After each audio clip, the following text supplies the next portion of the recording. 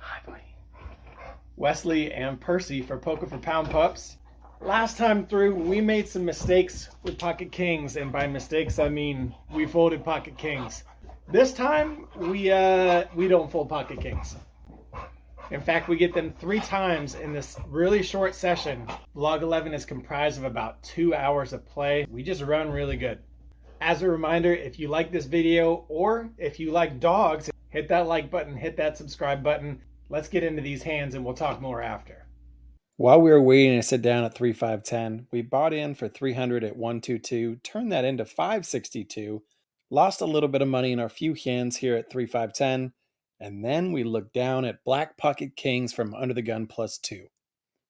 +1 opens for $45 and I 3-bet to 140. The hijack cold calls and then the cutoff 4-bet jams all in.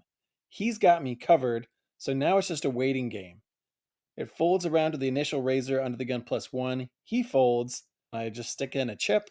The hijack, who just cold called my 3-bet, tanks for about a minute and a half before folding. So in the end, we're all in, heads up with kings and a $1,254 pot. I'm all in for what turns out to be $529 effective. We announce kings, he nods, the board runs out queen 8-4, 4 deuce with 4 diamonds. I obviously have no flush, but my opponent turns over black pocket 10s. We are safe. What a start to the day. And what do you know? We get kings once again. We raise to $35 and get called by the same villain that we just felted in the previous hand. Going heads up, out of position to a flop of 8-4 deuce. A lot of the hands that I'm going to be raising with pre-flop are going to totally miss this board, so I decide to just check it back. So my opponent takes the lead and bets 35. I spring my trap and raise it up to 100, and he puts in a call. He's now got about $200 left, so when the turn brings in a 6, I announce that I'm all in. The hijack snap calls, which doesn't feel great.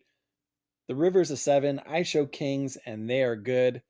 This time we're scooping a $681 pot, profiting another $346. We just keep running good. How about them Cowboys? One of my favorite hands, Jack 10 suited on the button. The cutoff raises to 30 and he's been playing way too many hands. So I don't hesitate to 3-bet him to $100, hoping to go heads up. It folds around to the straddle, who cold calls.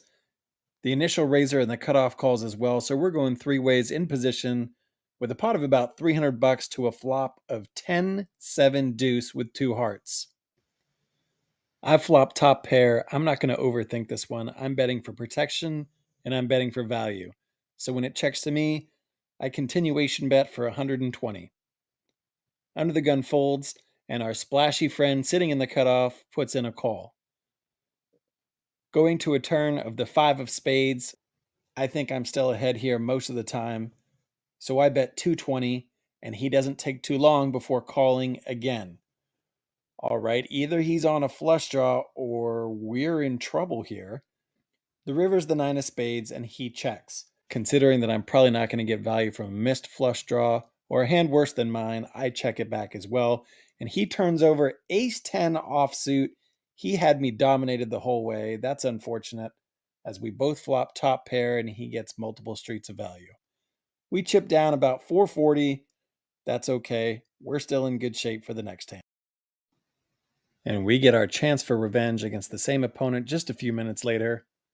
What do you know? We've got Pocket Kings again. Listen in as he provides the narration for the first part of this hand. Somebody raised me again. Okay. I was only kidding, but if you really want to. Actually kidding. It wasn't like that, but it was done. 150? Yeah. I have to use the actual white one. I'll check. I don't want to get this spot too crazy.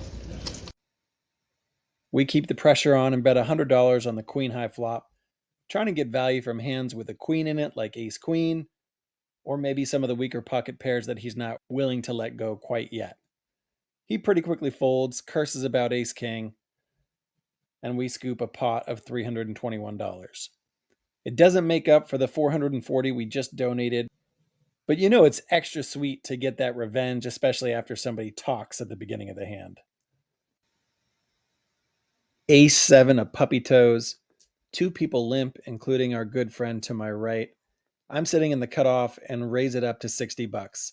I get called by the button, who's a younger player and is newer to the game, so I don't really have any reads on him. The low jack calls too, and surprisingly, the high jack, who's been playing every hand, decides to skip this one. So we're going 3 ways to a flop of jack 10-9 with 2 clubs. Obviously, a good flop for my hand, not great for my range. I could go either way with a continuation bet or just checking. In the moment, multi-way, in between 2 other players, I decide to take the passive route and check. The button comes out firing and tosses $140 into the middle.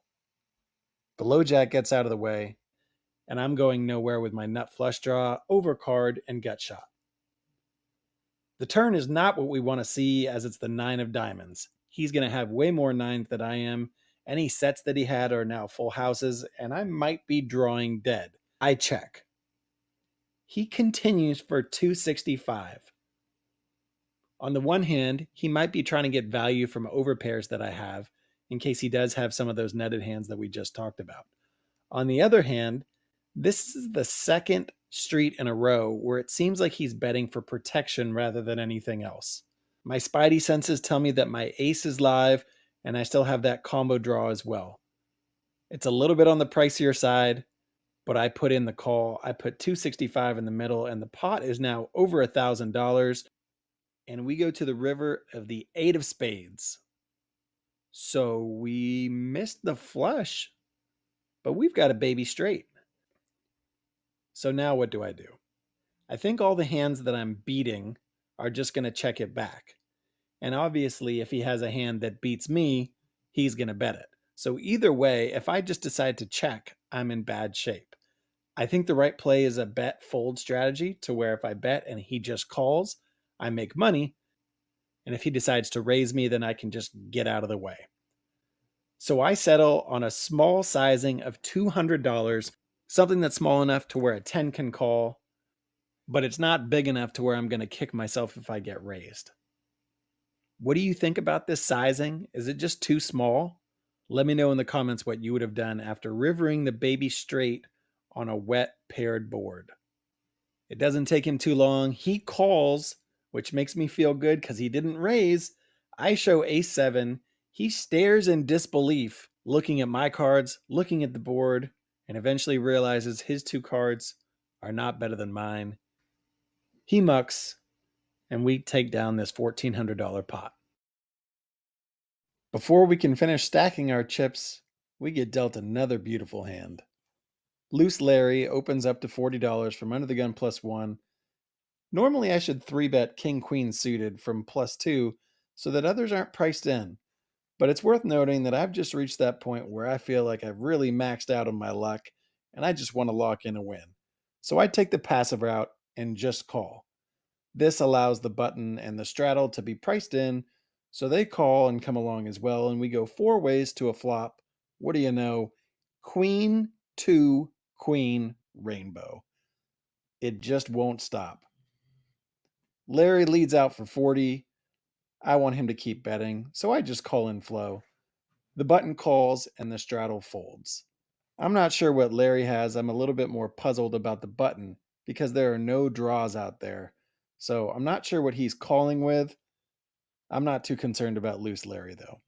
The turn is a jack. Larry slows down and checks. It's not my favorite card because a couple hands that I could have gotten some value from are now hands that are beating me. Queen Jack and Pocket Jacks. Nevertheless, when Larry checks, I bet 75 to get value from overpairs and weaker queens, maybe like Queen 10, or suited queens like Queen 9 and Queen 8. The button quickly folds, so I feel a lot better, and Larry calls again. The river's a 3, Larry checks again, so I'm confident I've got the winning hand. What's a size I can bet that's small enough to get value from a pocket pair? I think about it and settle on 150.